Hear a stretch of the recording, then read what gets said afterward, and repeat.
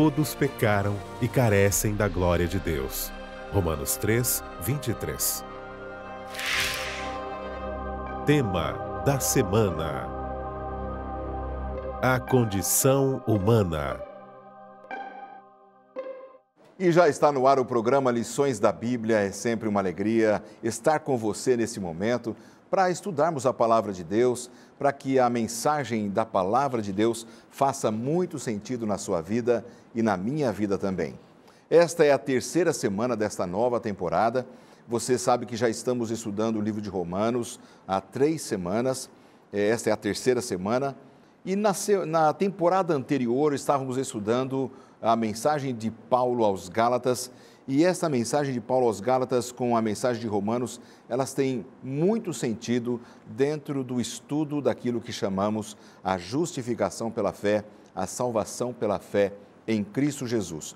Importantíssimo tema da palavra de Deus, poderíamos dizer o coração ali, tirando os evangelhos, né? Coração do Novo Testamento na teologia da salvação, que o apóstolo Paulo nos inspira muito a estudar.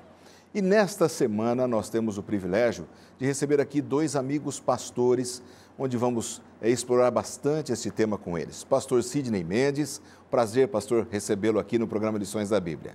Olá, pastor Alanza, é um prazer estar aqui contigo também, com o pastor Wanderson.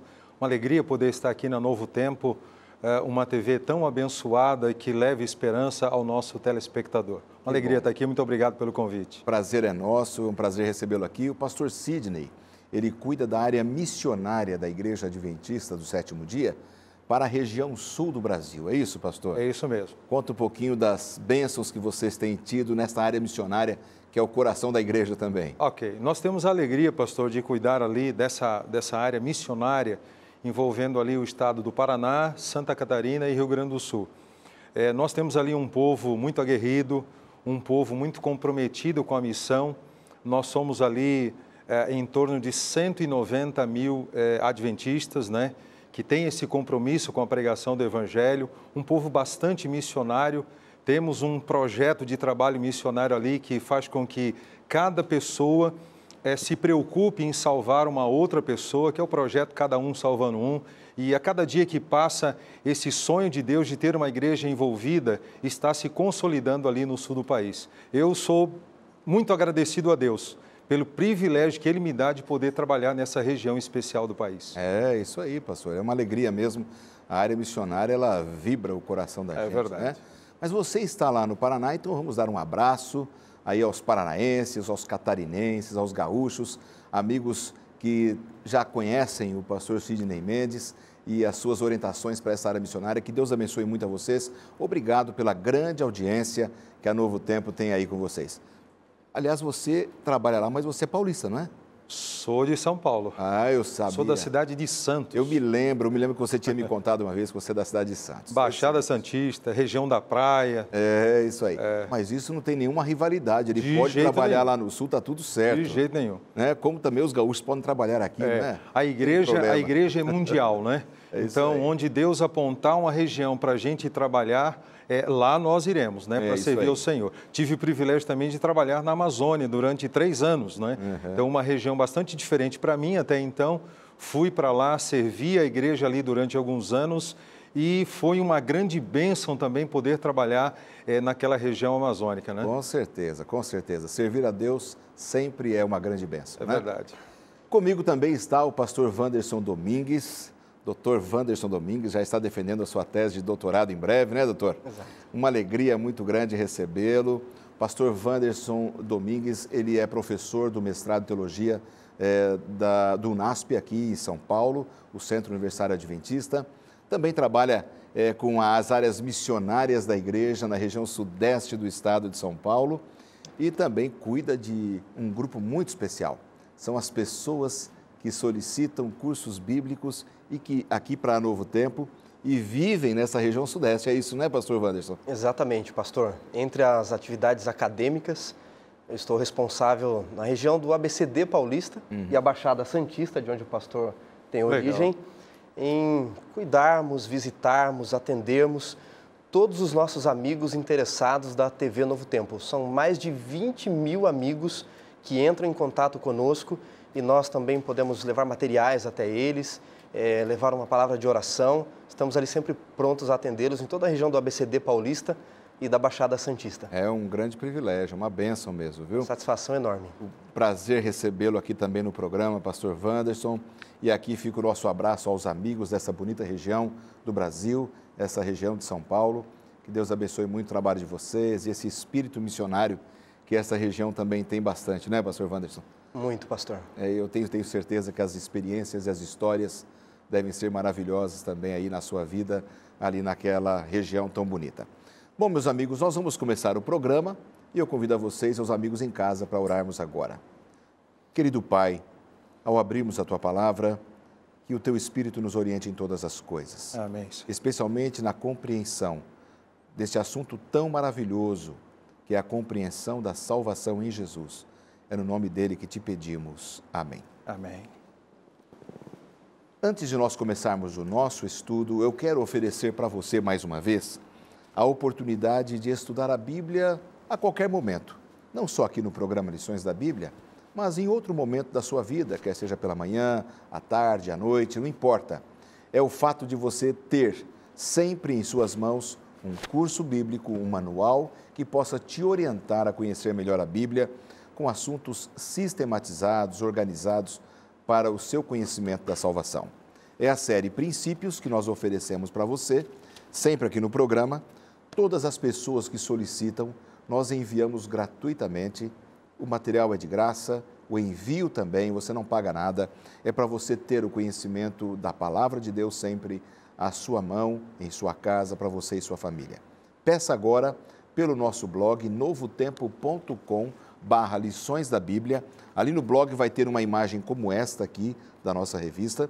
Você vai clicar em cima e vai solicitar ali, preenchendo um rápido cadastro. Uma outra forma, prática também, é através do telefone. No horário comercial, você vai ligar para o código de área 12 2127 3121, código de área 12 2127 3121, e ali você vai poder solicitar para a pessoa que lhe atender este material tão importante para o seu conhecimento da salvação, tá certo? Estaremos aguardando o seu contato para enviar com muito carinho para você esse curso bíblico. E nós vamos agora direto ao vídeo do autor do nosso manual de estudos, pastor Cliff Goldstein. Você sabe que todos pecaram e estão longe da glória de Deus. E isso não é algo tão difícil de acreditar, sendo cristão ou não. É só olhar o mundo ao redor. É meio irônico que, durante o Iluminismo, entre 1600 e 1700, houve uma grande explosão de conhecimento científico, e as pessoas se libertaram dos grilhões e superstições da Igreja da Idade Média, e houve muitas novas invenções. Houve uma esperança na humanidade através do uso da razão, no uso da ciência, no uso dos experimentos. A humanidade estava no caminho de inaugurar a era do ouro e havia uma grande crença de fato nisso. A humanidade poderia se aperfeiçoar, dando tempo suficiente à lógica, à razão, rompendo os grilhões e superstições. Como eu disse anteriormente, a humanidade poderia ser aperfeiçoada. Eles estavam inventando muitas coisas novas. A ciência estava se desenvolvendo. Isaac Newton fez um trabalho maravilhoso e as pessoas estavam muito otimistas. E todo esse otimismo, quando começa o século XX, algo acontece que fez com que as pessoas começassem a se questionar. Esse evento foi a Primeira Guerra Mundial. Mas isso não destruiu o otimismo deles. Mas daí vem a Segunda Guerra Mundial, que realmente destruiu esse otimismo. Então, essa ideia de humanidade perfeita, de pessoas perfeitas, você não escuta muito mais falar sobre isso. E eu realmente não acredito que nós entramos no século XXI com essa utopia de uma sociedade perfeita. O que realmente importa, durante séculos e séculos após o que o apóstolo Paulo disse sobre a pecaminosidade humana, é que a realidade claramente afirma o que a palavra de Deus diz. Este é um tema emocionante, fantástico da palavra de Deus, e você já pôde sentir nas palavras do pastor Cliff como isso deve estar em sintonia com cada um de nós que amamos a Jesus e queremos a salvação. Pastor Wanderson, como é que nós podemos entender melhor exatamente o título do nosso manual dessa semana, A Condição Humana, à luz dos escritos de Paulo? Muito bem, pastor. Romanos, é preciso nós mencionarmos isso logo no início, é o maior compêndio teológico da Bíblia. Nem os evangelhos e nem mesmo a carta aos Gálatas, que já estudamos, tem tantas questões teológicas da condição humana e da questão da salvação, como a carta que Paulo escreve aos Romanos. E nesta carta, Paulo é enfático em dizer que todos nós somos pecadores e nós carecemos da glória de Deus. Enquanto muitas visões humanas, muitas visões filosóficas trabalham o ser humano cada vez mais de forma melhor, melhorando, evoluindo, segundo a visão bíblica, a visão do apóstolo Paulo, inspirado por Deus, todos nós somos pecadores e nós carecemos da salvação que vem através de Cristo. Então, essa condição humana, ela tem que ficar claro para a gente, né, pastor Sidney? É verdade. Porque Paulo, ele deixa claro a condição humana e a condição de Cristo como o Salvador desta raça humana que tanto precisa. É interessante, pastores, que quando nós vamos à palavra de Deus, nós vamos encontrar um diagnóstico muito fiel dessa realidade do ser humano.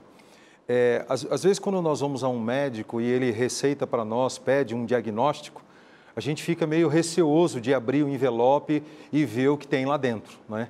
Às vezes a notícia pode ser boa e às vezes a notícia pode não ser tão boa, não tão agradável assim. E ao longo do meu ministério eu tenho percebido uma coisa: algumas pessoas correm da Bíblia, algumas pessoas deixam de estudar a Bíblia de maneira profunda, de maneira honesta, de maneira sincera, porque a Bíblia, ela dá esse diagnóstico da atual situação da humanidade. Então, alguns, com receio de entender a atual situação, às vezes se afastam desse compêndio maravilhoso chamado Bíblia. E estudarmos o livro de Romanos vai dar para nós essa compreensão do estado do homem, mas também vai mostrar para nós o caminho para ele encontrar a salvação. Bom, então, de acordo com o texto principal do nosso manual de estudos, que está no livro de Romanos, o capítulo 3 e o verso 23, você que está em casa pode abrir a sua Bíblia e pode acompanhar com a gente no seu manual de estudos, se você tiver, ou na Bíblia. Aqui o texto principal diz: todos pecaram e carecem da glória de Deus. Mas não tem ninguém que não tenha pecado, pastor Wanderson, me conta, porque de repente a pessoa fica em dúvida: poxa, eu sou filho de uma família tão boa, meu pai era um homem tão honesto, a minha mãe é uma santa mulher, meu pai era um santo homem, e eu vivo uma vida íntegra, pago os meus impostos, não faço mal para ninguém, faço caridade, né, ajudo o meu semelhante. Meus filhos estão em excelentes faculdades. Os meus filhos estudam em ótimas escolas, ótimas faculdades. Pago minhas contas. Pago as minhas contas, sou uma pessoa boa. Esse também pecou? Como é que funciona? Pastor, é curioso, porque o nosso próprio guia de estudos, ele diz que a condição de sermos pecadores não deve ser olhada comparando um com o outro. Eu não posso me comparar a você, ao pastor Sidney, eu não posso me comparar simplesmente às leis do país. É bom lembrarmos que um ateu pode ser um bom agente moral, um bom cumpridor de leis, ele não precisa acreditar em Deus para respeitar as leis, e muitos argumentam desta forma. Então, será que essas pessoas que vêm de um berço de boa educação, como alguns podem argumentar, que pagam suas contas, param nos semáforos, já no amarelo, não esperam nem o vermelho, eles são tão transgressores assim, tão pecadores? Note uma coisa interessante. Lutero, que foi um grande comentarista do livro de Romanos, aliás, nós vamos completar daqui a alguns dias 500 anos da Reforma Protestante, num comentário de Romanos, está no nosso guia de estudos, diz que a condição humana não é de um para com o outro de pecador ou para com as leis do Estado, mas nós diante de Deus, de um Deus santo, com uma lei justa, santa e boa. E diante deste Deus, a nossa condição, ainda que com atos bondosos, é de sermos pecadores. Eu posso até realizar boas atitudes, ter bons atos. Eu posso lhe dar uma cesta básica, por exemplo, Sim. que é uma coisa boa se você estiver precisando, passando necessidade. Mas a intenção por detrás desta boa atitude necessariamente não é tão boa assim. É verdade. Porque as ações, as intenções que eu tenho para realizar essa ação podem ser pecadoras, podem ser egoístas, podem ser de manipulação, de ganho de poder, de qualquer coisa assim. Então, a condição humana de sermos pecadores não é se eu cumpro leis, se eu pago as minhas contas, mas diante de um Deus justo, de um Deus bom. Nós somos pecadores por quê? A Bíblia começa dizendo que todos pecaram.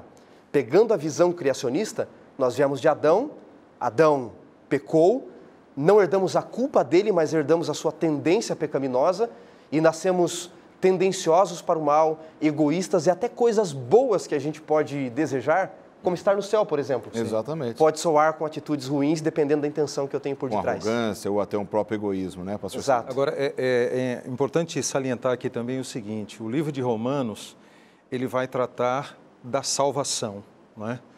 A condição humana, a salvação, o caminho para você alcançar a salvação.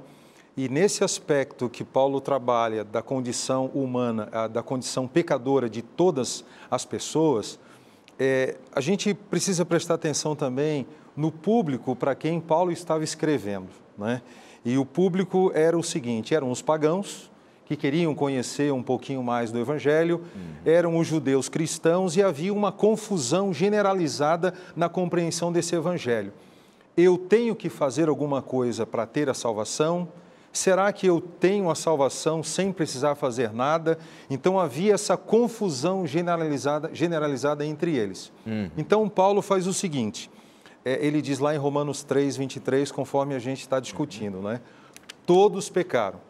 Se a gente for um pouquinho antes aqui, no capítulo 1, do verso 18 até o 32, Paulo ele vai falar ali sobre a condição dos pagãos. Então ele vai tratar isso de uma maneira bem legal.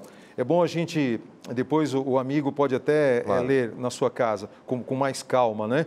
É o capítulo 1, verso 18 até o 32. Ele vai falar especificamente com os pagãos. E no capítulo 2, verso 1 até o capítulo 3, verso 8, ele fala diretamente para os judeus. Ou seja, ele tem dois públicos, pagãos e cristãos judeus. Que era o conflito, como nós estudamos a semana passada. Exatamente, era o conflito. Então, ele fala da situação dos dois. E no capítulo 3, verso 22, que é o verso anterior ao verso principal que você mencionou, sim, lá no finalzinho ele diz assim, não há distinção. Ou seja, não há distinção em termos de pecados. Tanto os pagãos quanto os cristãos judeus estavam nesse aspecto na mesma condição. E que condição era esta? Pecadores. Pecadores. Muito legal isso, porque você que está em casa já vai entendendo como isso é profundo, que havia esse conflito muito grande ali em Roma, como também lá na Galácia, e a gente precisa ter essa visão para entender o contexto em que Paulo também está escrevendo. Nós vamos para um rápido intervalo, não saia daí, nós voltamos já já.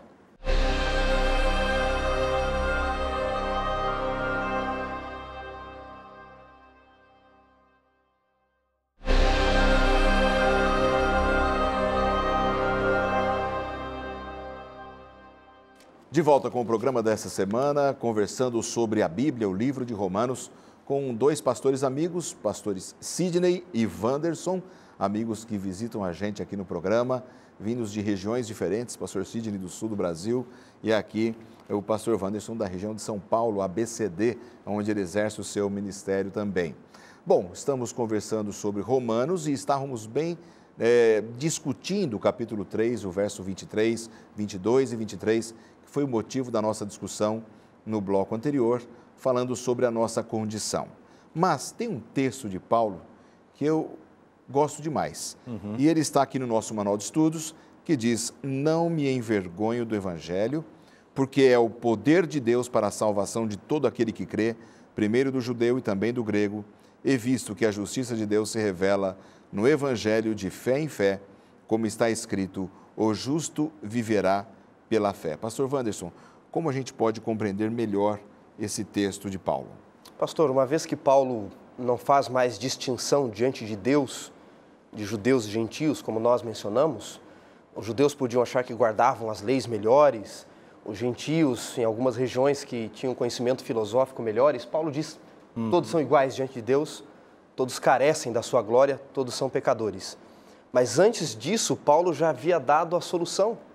Mostrando essa igualdade, Paulo já diz um pouquinho antes, dizendo assim, que o poder de Deus que vem no Evangelho, ele pode salvar tanto judeus quanto gentios. Agora, eu queria destacar algo no verso 17 do capítulo 1 de Romanos, onde ele diz assim, visto que a justiça de Deus se revela no Evangelho, de fé em fé.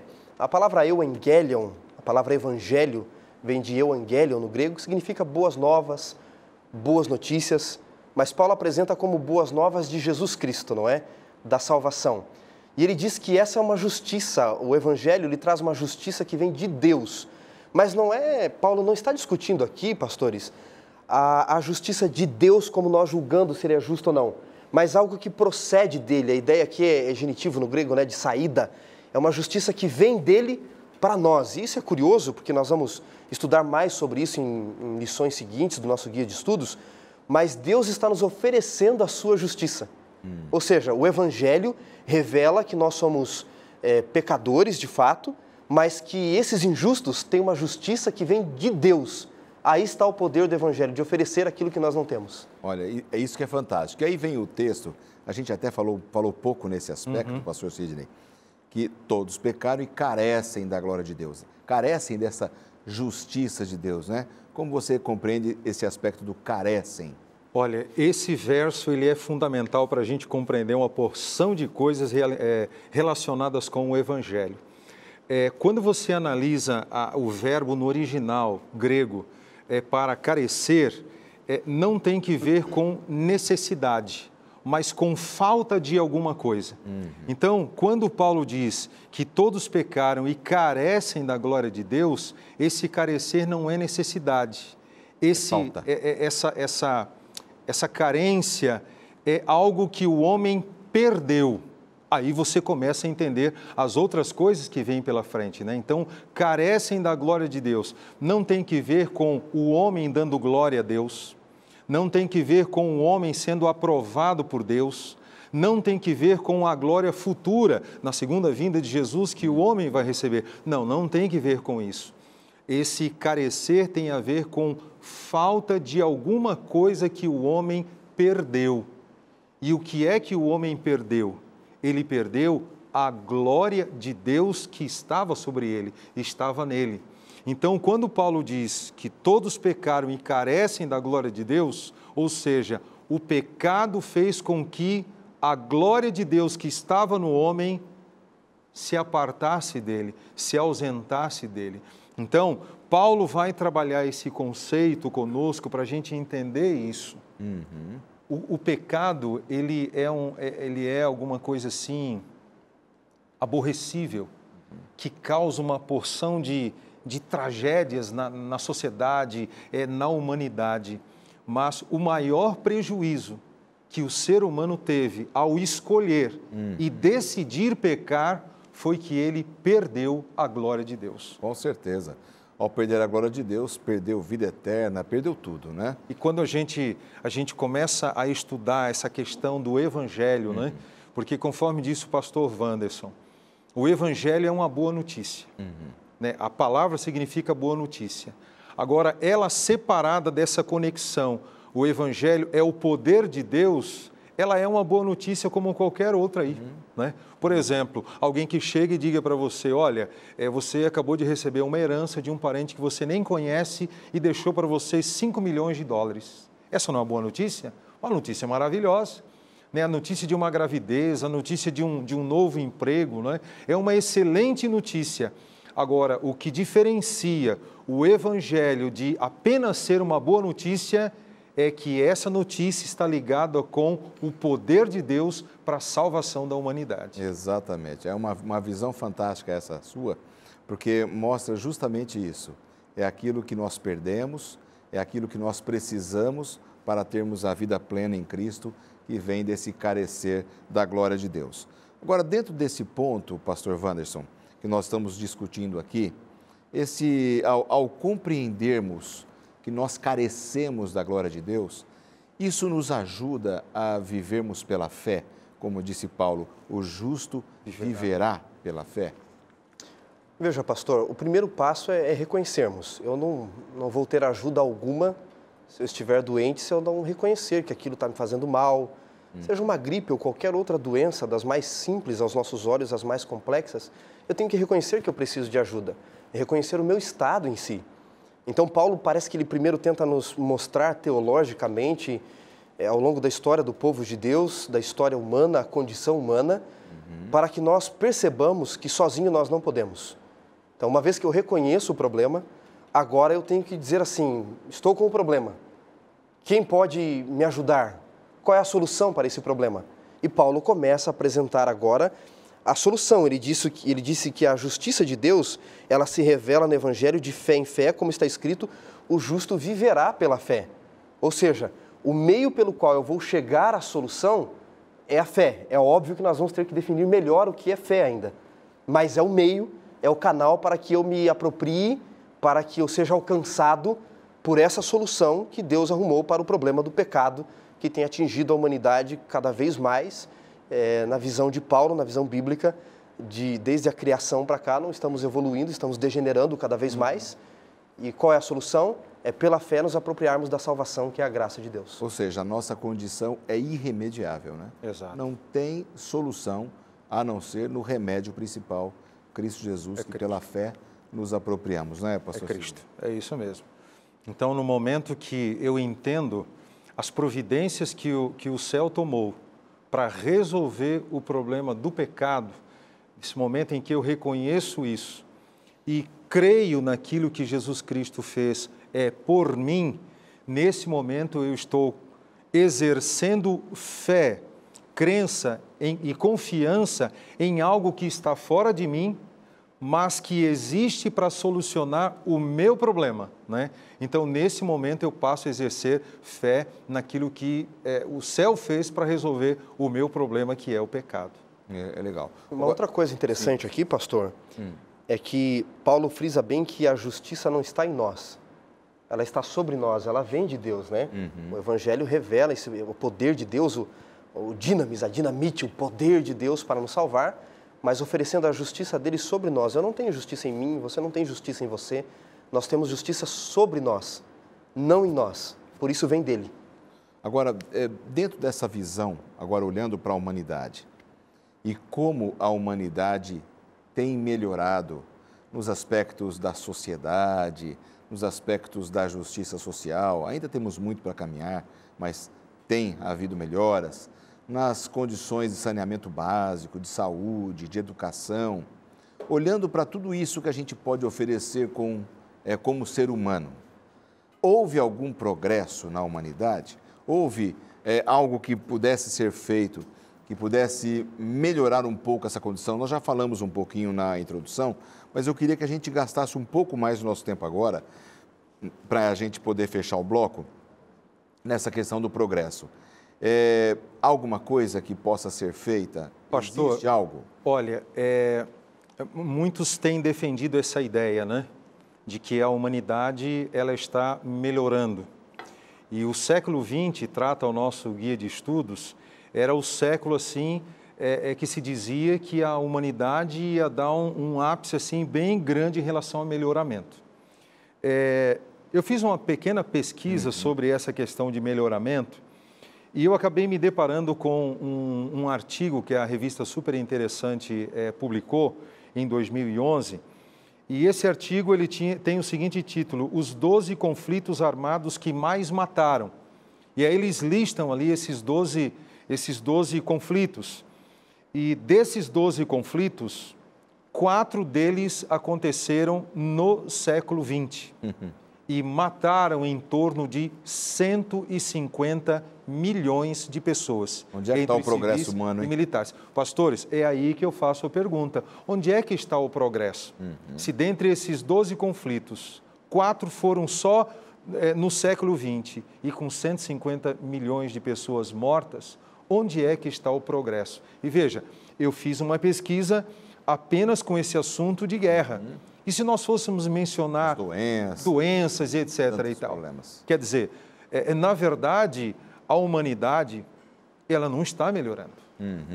Alguns dos nossos telespectadores e amigos podem pensar assim, mas a expectativa de vida aumentou?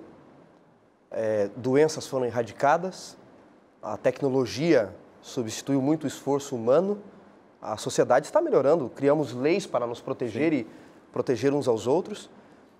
Queria lembrar apenas, pastor, que, mais uma vez, Paulo, quando diz que todos pecaram, não está falando de respeito a leis ou comparação um com o outro. Sim. Paulo está dizendo da nossa condição moral diante de Deus. E quando nós vemos a nossa sociedade, ou mesmo a sociedade mundial, líderes, nós começamos a ver aí revelações de tantas corrupções em diversos lugares. A gente começa a pensar assim, como está o mundo hoje? Estava ouvindo uma pesquisa numa rádio famosa aqui de São Paulo, da rejeição que a população está tendo com líderes, porque foram desvendados algumas corrupções que já existiam. Então, que melhora nós estamos tendo diante de Deus, de um Deus santo?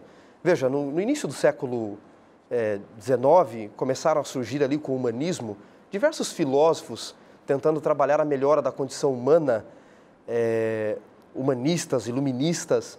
Eles começaram a pregoar que não era mais Deus o centro de tudo, o teocentrismo, mas agora o antropocentrismo. Se nós focalizássemos no homem, nós teríamos uma sociedade melhor, afinal de contas, mataram-se em nome de Deus por diversos séculos. Nietzsche chegou a propor sobre o super-homem de Nietzsche, o Übermensch de Nietzsche, que o homem poderia, olhando para dentro de si, olhando para si, desfocando um pouco de Deus ou da religião, ainda assim ser bom. E o pastor já mencionou as atrocidades que nós tivemos. Nós tivemos pouco mais de 6 milhões de judeus mortos no Holocausto. Nós tivemos na Revolução Russa, e juntando a Coreia, também 20 milhões do seu próprio povo sendo mortos. E aí nós começamos a ver assim, no respeito ao outro, no valor ao outro, quando eu não tenho que olhar só para mim mesmo, quando eu não tenho que pensar só em mim, onde o homem está melhor. Embora possamos ter evoluído em condições sanitárias, tecnológicas, na nossa moralidade, a nossa intenção para fazer as coisas, como ela está? E nós entramos, então, final do século XX, início do século XXI, com uma busca religiosa de novo, porque o homem percebeu que sozinho ele não era tão bom assim. O que fortalece muito esse pensamento na cabeça das pessoas é o seguinte, o pastor tocou no assunto da comparação. Aí as pessoas acabam dizendo, não, a humanidade está melhorando, vai dar tudo certo. Por quê? Elas se comparam. Então, por exemplo, um homem, ele olha para um outro que acabou de assassinar uma namorada à paulada, né? Então, quando ele se coloca lado a lado em comparação com esta pessoa, ele vai dizer o que a respeito dele? Eu não sou tão mal assim. Quando ele se compara com um líder público que põe a mão no dinheiro público, que é corrupto e que pega o dinheiro do contribuinte que foi colocado ali de maneira muito suada, né? E quando ele faz essa comparação e ele é uma pessoa super honesta, é uma pessoa íntegra nos seus negócios, qual é a conclusão que ele vai chegar? Não, eu não sou tão mal assim. Mas o grande pulo do gato aqui é o seguinte, não é o homem pecador se comparar com o homem pecador. A questão é ele se comparar com Deus. E quando você faz essa comparação, você e Deus, você e Jesus Cristo, aí você começa a perceber quem de fato você é. Aí essa condição pecaminosa, essa condição ruim que tem dentro de nós, comparada com Deus, aí a gente começa de fato a entender quem realmente nós somos. Exatamente. Esse é um ponto fundamental dentro do estudo dessa semana, não é? Nós não precisamos nos comparar uns com os outros, mas é diante de Deus quem nós somos, né? Pastor, Ravi Zacarias, que é um grande apologeta, reconhecido no mundo todo, ele estava dando uma palestra falando da necessidade de um legislador maior, de uma verdade e de uma moralidade para que ela possa existir. E um dos seus ouvintes, o Mateus, se levantou e disse assim, por que vocês, criacionistas, têm ideia de que a gente tem que sempre ser mal, de que o homem é mal, de que ele precisa da glória de Deus? Esse assunto que nós estamos tratando aqui, ele disse, eu sou ateu e eu sou bom, eu acredito que as pessoas podem ser boas em si mesma. Veja, a comparação de um para com o outro e leis do país. Ravi Zacarias, no mesmo fôlego, disse assim, você fechou a porta da sua casa hoje quando saiu de casa? E ele parou assim e disse, sim, fechei. Ele disse, parece que você não acredita que as pessoas são tão boas assim. Nós precisamos, então, reconhecer a nossa condição diante de Deus, não comparando uns com os outros, como vocês bem colocaram aqui também, e entender que diante de Deus nós somos sim pecadores, mas é pela fé que temos a boa notícia agora do poder de Deus, da sua justiça revelada no Evangelho. Maravilha, gente. Nós vamos dar uma pausa aqui na nossa conversa, aqui no estúdio. O tempo está passando bem rápido, nós precisamos chamar o intervalo. Já já a gente volta a conversar com vocês. E vocês aí em casa, aguardem só 2 minutos e estaremos de volta.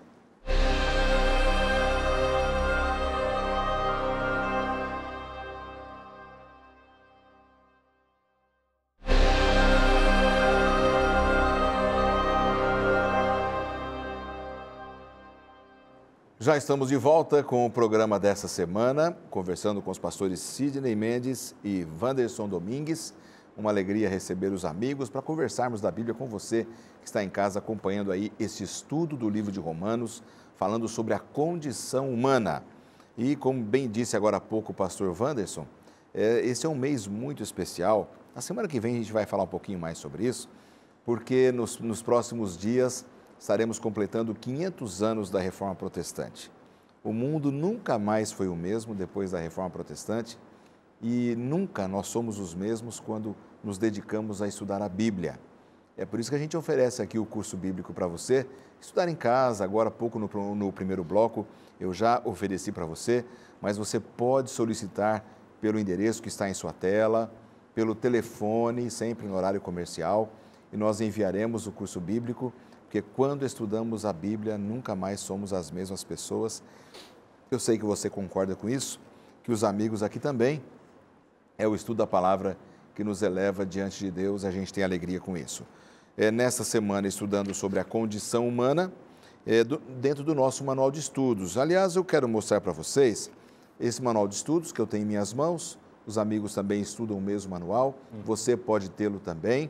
Em nosso blog você pode ter orientações sobre como você ter acesso a esse conteúdo que é tão importante para fazer mais sentido para você tudo aquilo que a gente fala aqui, tá certo?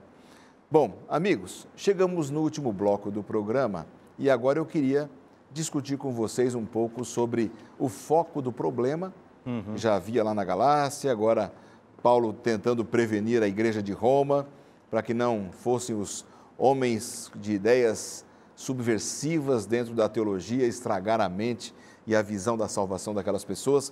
E o ponto principal era a guerra ali, religiosa, né? Sobre costumes e ética de judeus com gentios, cristãos que tinham vindo do judaísmo, cristãos que tinham vindo do mundo gentílico, pagãos, vamos dizer assim. O que os judeus e os gentios têm em comum? Vamos discutir um pouco à luz do Evangelho e à luz da carta de Paulo aos Romanos. Curioso que Paulo, depois de mostrar que todos pecaram, e ele não diz só os gentios pecaram, os judeus porque nasceram da linhagem de Abraão, de Jacó, não tem essa culpa, ele diz todos. Todos carecem da glória de Deus. Ele mostra no capítulo 2, a partir do versículo 4, dizendo o seguinte: você despreza a riqueza da sua sabedoria e tolerância e a longanimidade, ignorando que a bondade de Deus é que nos conduz ao arrependimento. Não há distinção entre judeus e gentios. Todos são pecadores. Não é a guarda externa da lei que me torna bom. Porque muitos judeus, pastor, quero lembrar entre eles os escribas e os fariseus, que eram os principais guardadores externos da lei, eles se sentiam melhores que outros, eles, aos olhos dos homens, eram bons cumpridores dos requisitos da lei, inclusive da Mishnah, que compunha de 613 leis para que os judeus pudessem respeitar e não transgredir as leis bíblicas. Eram bons guardadores da lei. Só que o princípio pelo qual eles guardavam a lei, de aparência, de se comparar ao outro, de se demonstrar ao outro como ser superior, não regido pelo princípio do amor, mostrava que o egoísmo estava lá na semente, no seu gene, na raiz. E Paulo diz, não é a guarda externa que nos conduz a sermos pessoas melhores, é a bondade de Deus, é o poder de Deus que nos torna pessoas melhores, na verdade transformadas, não é? Porque o poder do Evangelho não é para melhorar o velho, é para matar o velho homem e dar um novo homem, a nova vida, a natureza espiritual. Então, ou seja, você pode ser judeu, guardar a lei, você pode ser gentio e não ter conhecido a lei, o princípio pelo qual você guarda a lei, judeu, egoísta, de comparação, de menosprezo ao outro, mostra que você é pecador na origem também. E você também precisa da bondade de Deus que te conduza ao arrependimento e à salvação. Não há diferença nenhuma. Todos precisam ser conduzidos por Deus, nascidos de sangue judaico, ou seja, ele pagão. Isso é muito importante. Muito legal essa compreensão. Pastor, por exemplo, há muitas pessoas que são apegadas à tradição familiar, religiosa que recebeu em casa.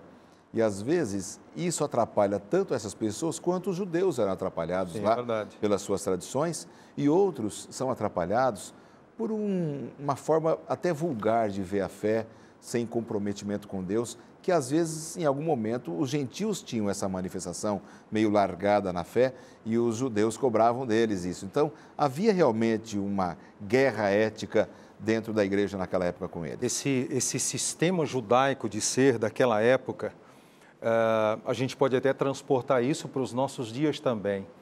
Eles estavam apegados a esse sistema judaico de ser, né? De fazer obras, de cumprir códigos, de cumprir leis, com o fim de... Então, não era uma obediência prazerosa como resultado de uma transformação. Era algo que era feito com o fim de obter alguma coisa. Aqui é uma questão muito séria relacionada com o Evangelho, né? Salvação não tem que ver com eu fazendo alguma coisa para obter, mas com que outro fez para eu ter a salvação, né? Então, esse é um ponto aqui interessante. Agora, toda essa confusão que houve ali entre judeus e gentios, e Paulo vai tentando mostrar para eles que não tem distinção entre vocês. O que há de comum, em comum entre esses dois grupos, é o pecado. Isso era o que havia entre eles em comum. Paulo falou que tanto os judeus quanto os gentios eram pecadores iguais. Então, não tinha por que um ficar acusando o outro, né? Exatamente. Um ficar falando do outro. Paulo, resumidamente, ele disse assim, pessoal, todos vocês aqui são pecadores. E por isso, um pouquinho antes do verso 4 do capítulo 2, conforme mencionado pelo pastor Wanderson, se você for ao capítulo 1 e pegar aí o verso 22 até o verso... 22 até o verso 32, você vai ver Paulo listando uma série de pecados, uma série de erros. E eram questões, pastores, muito comuns já naquela época.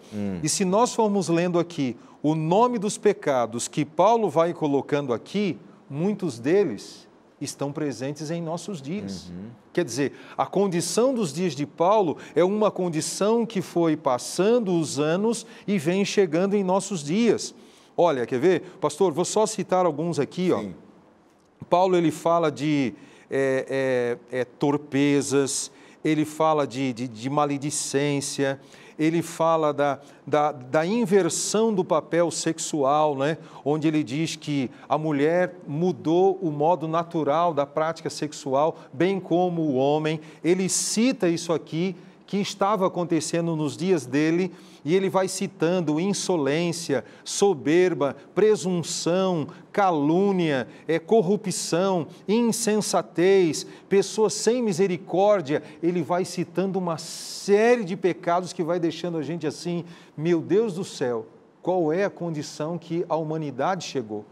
E depois de listar todas essas coisas, ele chamou os grupos que estavam em conflito e disse o seguinte: os dois grupos são pecadores. Exatamente, não há nenhuma diferença entre eles. Não tem diferença. Exatamente. O senhor mencionou as tradições, né, pastor?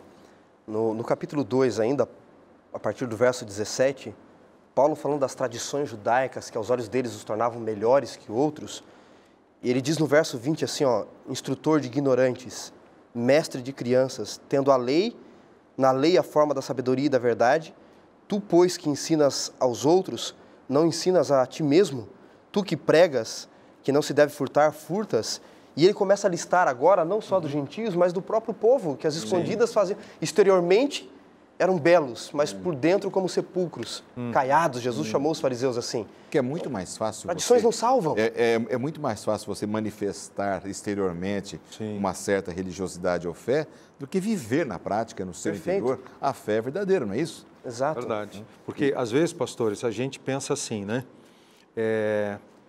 Uma pessoa assassinou outra, pecado. Né? Alguém é corrupto, é pecado. Né? Alguém está traficando, é um pecado. Né? A gente rotula a gente rotula. Mas existe uma questão pecaminosa que muitas vezes a gente não considera, que Paulo chama de hipocrisia, né? Ele fala sobre o fingimento, que é o seguinte, é eu ter uma capa de religiosidade, só que por dentro a minha vida é suja, o meu coração é podre, sabe?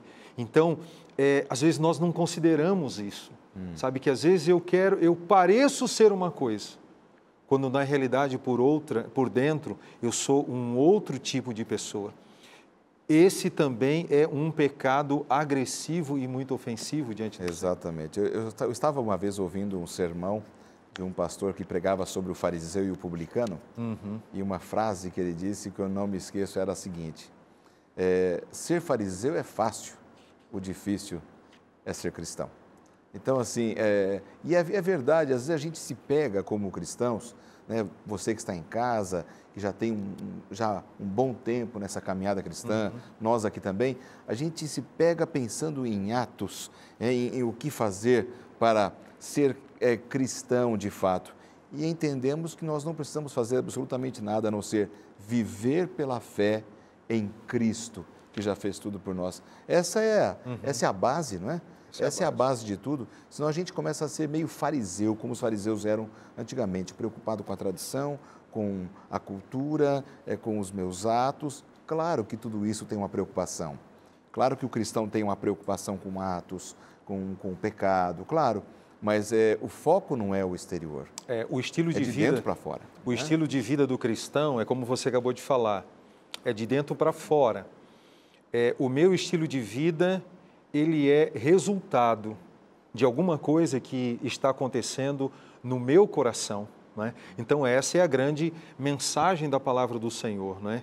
Estilo de vida cristã é algo que vem como resultado de alguma coisa maravilhosa que está acontecendo dentro de minha vida. Não posso confundir o fim com o meio. Exatamente. Pastor, exatamente. Exatamente. O problema é que, às vezes, nós gostamos de enganar a nós mesmos, né? Nós temos a mente humana é muito falha, né?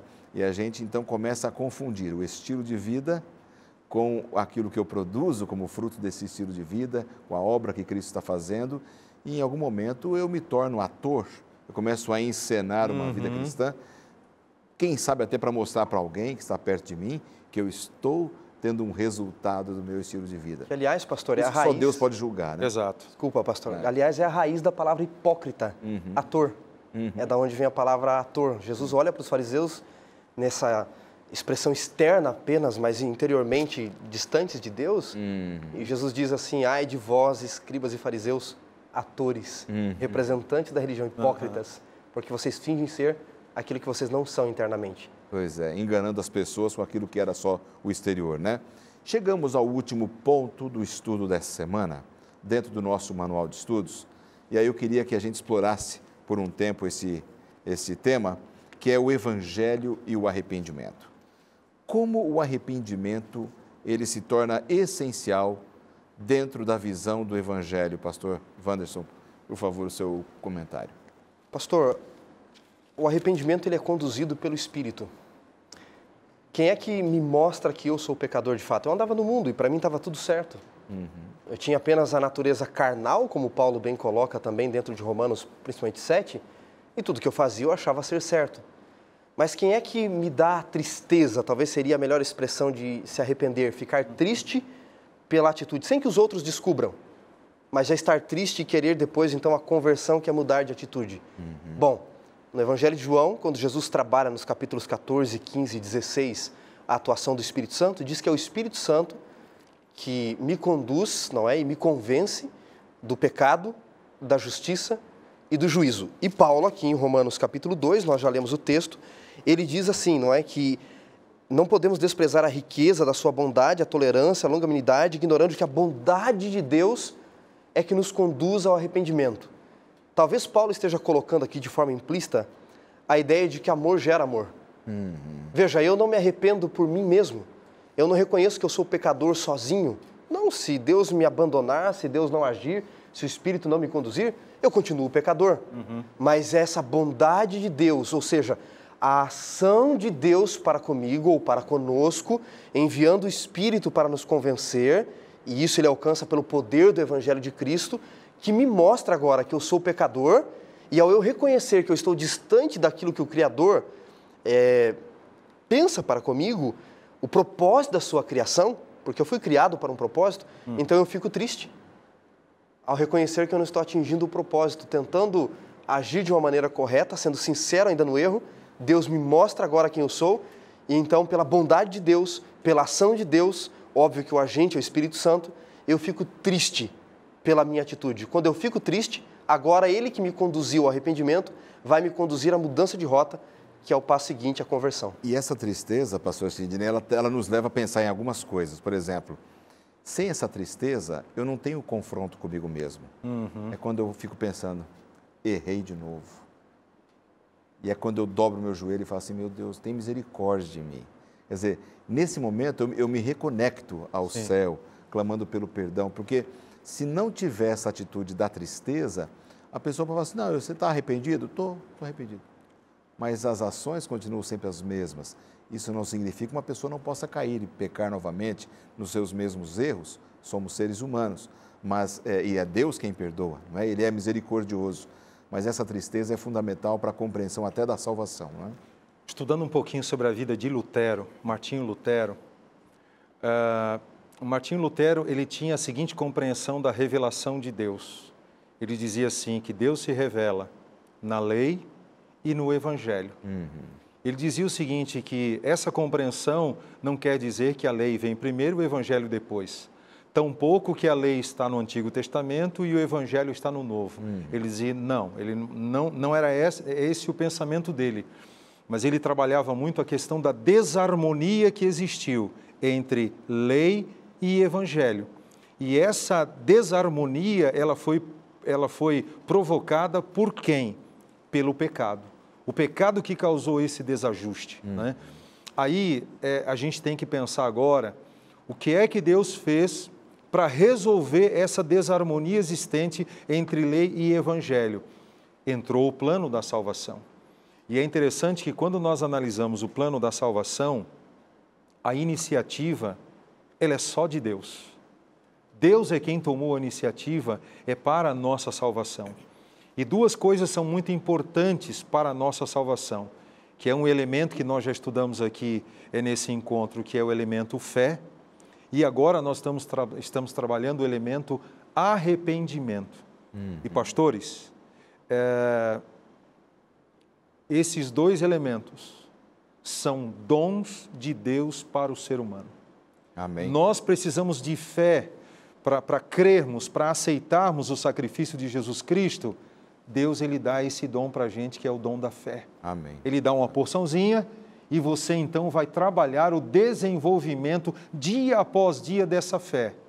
E o arrependimento também é um dom de Deus para a nossa vida. Então eu tenho uma proposta para vocês. Na próxima semana vocês retornam e a gente vai continuar esse tema e vamos falar um pouco mais de Lutero, já que na próxima semana nós vamos comemorar os 500 anos da Reforma Protestante. Amigos, nosso tempo acabou. Obrigado, pastor Wanderson. Obrigado, pastor Sidney. Foi muito bom conversar com vocês e obrigado pela audiência de todos. Que Deus abençoe a todos e até a próxima semana aqui no programa Lições da Bíblia.